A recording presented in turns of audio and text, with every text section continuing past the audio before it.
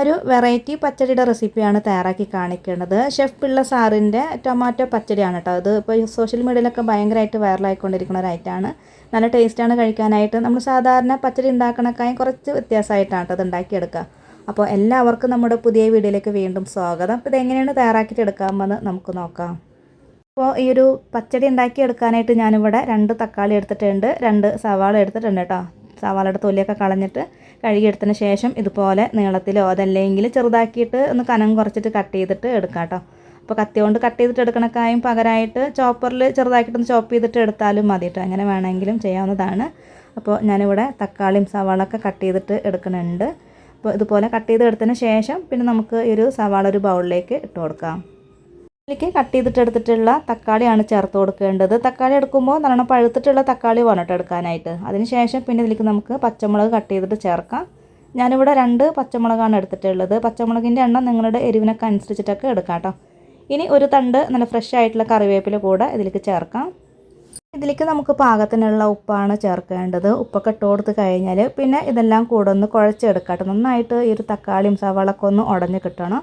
അപ്പോൾ അതുകൊണ്ട് കൈ കൊണ്ട് നല്ലോണം ഇതുപോലെ ഒന്ന് കുഴച്ചെടുക്കുക, നന്നായിട്ട് തിരുമ്മിയെടുക്കാം കേട്ടോ. അപ്പോൾ പച്ചമുളകൊക്കെ ചേർത്തുകൊണ്ട് കൈ കൊണ്ട് ഇതുപോലെ കുഴച്ചെടുക്കാൻ ബുദ്ധിമുട്ടുണ്ടെങ്കിൽ ചിലർക്ക് ഇങ്ങനെ പെട്ടെന്ന് ഇങ്ങനെ കൈയൊക്കെ ഇങ്ങനെ നീറില്ല. അപ്പോൾ അങ്ങനെ പ്രശ്നം ഉണ്ടെങ്കിൽ ഗ്ലൗസൊക്കെ ഉപയോഗിച്ചിട്ട് നന്നായിട്ട് ഇതുപോലെ ഒന്ന് കുഴച്ചെടുത്താൽ മതി.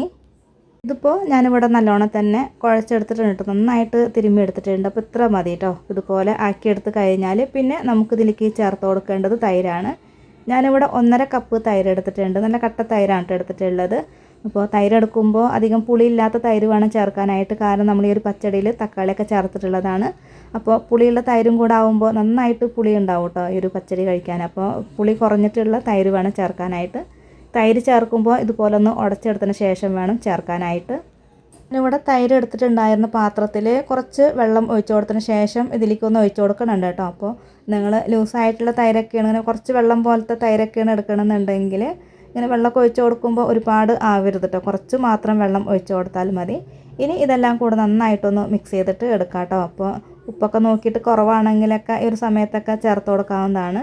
അപ്പോൾ നന്നായിട്ടൊന്ന് മിക്സ് ചെയ്ത് കൊടുത്തതിന് ശേഷം പിന്നെ നമുക്കൊരു പച്ചടിക്ക് ഒന്ന് താളിച്ചിട്ട് കൂടെ ഒഴിച്ച് കൊടുക്കാം.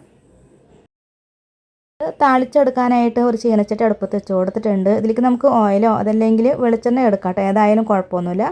ഇനി ഇതിലേക്കൊരു 4-5 ചുള ചുമന്നുള്ളി വട്ടത്തിൽ അരിഞ്ഞതും പിന്നെ കുറച്ച് വറ്റൽമുളകും പിന്നെ കുറച്ച് കറിവേപ്പിലും കൂടെ ചേർത്ത് കൊടുത്തതിന് ശേഷം ഇതൊന്ന് മൂപ്പിച്ചെടുക്കാം കേട്ടോ. ഈ ഒരു ഉള്ളിയുടെ കളറൊന്ന് മാറി വരുന്നത് വരയ്ക്ക് ഇതൊന്ന് വഴറ്റിയെടുക്കാം. ഇതിൻ്റെ കളറൊന്ന് മാറി വന്നതിന് ശേഷം പിന്നെ ഇതിലേക്ക് നമുക്ക് 1/4 ടീസ്പൂൺ കായത്തിൻ്റെ പൊടി കൂടെ ചേർക്കാം. എന്നിട്ട് വീണ്ടും എല്ലാം കൂടെ ഒന്ന് മിക്സ് ചെയ്തിട്ട് എടുക്കാം കേട്ടോ. ഒന്നും കൂടെ ഈ ഒരു ഉള്ളിയുടെ കളറൊക്കെ ഒന്ന് മാറി വരണം. ഇതുപോലെ ഒന്ന് ഇളക്കി കൊടുത്തതിന് ശേഷം പിന്നെ നമുക്കിതെടുത്തിട്ട് നമ്മൾ റെഡിയാക്കി വെച്ചിട്ടുള്ള ആ ഒരു പച്ചടി ഉണ്ടല്ലോ അതിലേക്ക് ചേർക്കാം.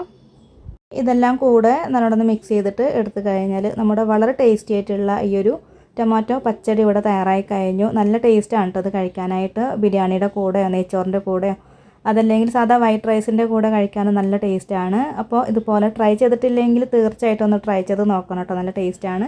ഉണ്ടാക്കി നോക്കിയിട്ട് അഭിപ്രായങ്ങൾ അറിയിക്കണേ.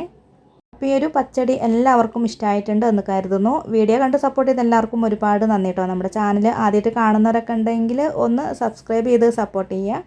കൂടെ തന്നെ ലൈക്ക് ചെയ്യാനും ഹൈപ്പ് ചെയ്യാനും ഷെയർ ചെയ്യാനൊന്നും മറക്കരുത്. അപ്പോൾ ഇനി അടുത്ത നല്ലൊരു റെസിപ്പി വീഡിയോ ആയിട്ട് വീണ്ടും കാണാം.